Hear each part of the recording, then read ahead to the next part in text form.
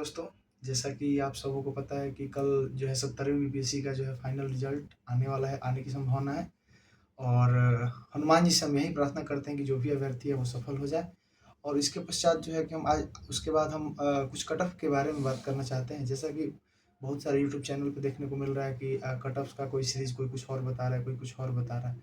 जहाँ तक मेरा ऐसा मानना है, क्योंकि इस मेंस को मैंने भी दिया है, तो जहाँ तक कि मेरा मानना है कि अगर देखा जाए तो जैसे 69 में 552 जनरल का कट ऑफ गया था। तो अगर देखा जाए तो ये जनरल का कट ऑफ है, तो इस बार के जो मेंस का एग्ज़ाम होता है उसमें से कौन-कौन सी ऐसी समस्याएँ थी?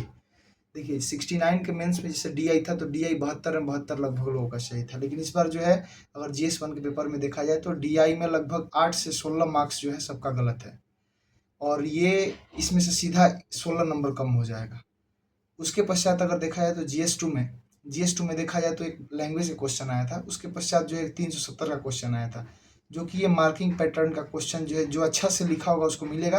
हालांकि मतलब उम्मीद कम है, क्योंकि सब कोई क्वेश्चन में फंसा था। दूसरी बात कि जीएस 1 में देखा गया था कि डीआई का जो इतना लेंदी हो गया था, उसका असर जो है अन्य क्वेश्चन पे भी पड़ा। जैसे बहुत लड़का सब किया कि शॉर्ट क्वेश्चन छोड़ दिया है, या फिर लॉन्ग क्वेश्चन में मैनेज करना पड़ रहा है, 3-3 पेज 4-4 पेज लिख के छोड़ना पड़ रहा है। ठीक है। तो इसलिए जीएस 1 के अगर मार्किंग देखा है तो कम से कम 16 नंबर जो है, 15 से 16 नंबर अराउंड कम होगा।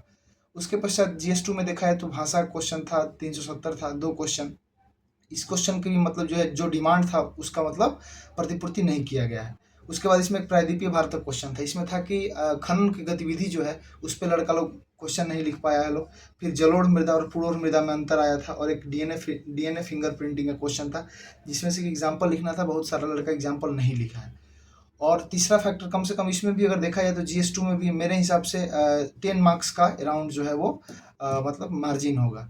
और उसके पश्चात देखा है तो एसे में है कि एसे का जो सेकंड एसे था उसमें महिला सशक्तिकरण पे एक प्रश्न था, कि जो कि केवल एक एस्पेक्ट पूछा था।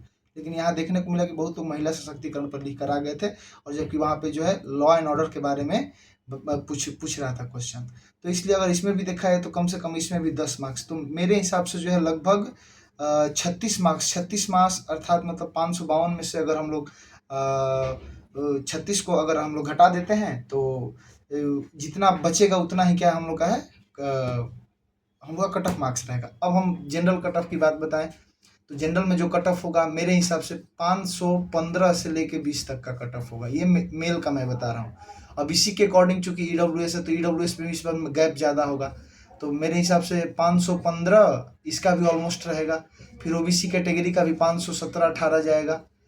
उसके बाद ईबीसी कैटेगरी का भी ऑलमोस्ट यही रहेगा। एससी कैटेगरी में कम से कम जो जैसा कि देखा गया था पिछले बार 30 मार्क्स का गैप था, तो इतना ही ऑलमोस्ट इसमें भी गैप होगा। यानी मतलब कुल मिला के यही है कि यदि आप 520 से ऊपर आपका मार्क्स आ रहा है तो आप जो है वो आपका जो है रिजल्ट तय है। धन्यवाद।